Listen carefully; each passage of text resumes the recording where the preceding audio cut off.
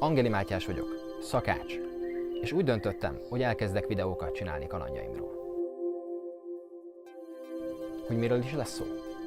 Arról, hogy mit főzök, vagy mit kóstolok, vagy éppen merre járok.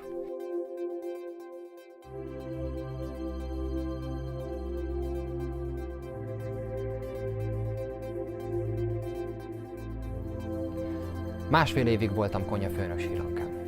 Utána lehetőségem volt 1 hónapon keresztül bejárni Dél-Kelet-Ázsiát. Rengeteg élménnyel gazdagodtam.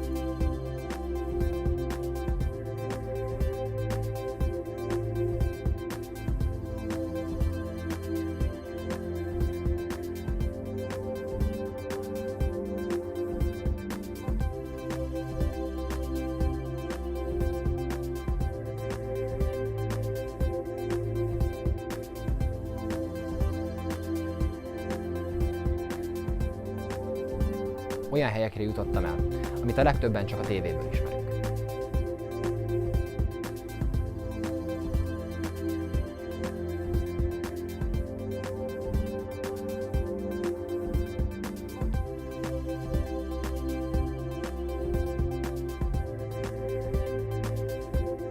Ha mindez tetszik, iratkozzatok fel a csatornára, kövessetek Facebookon és Instagramon.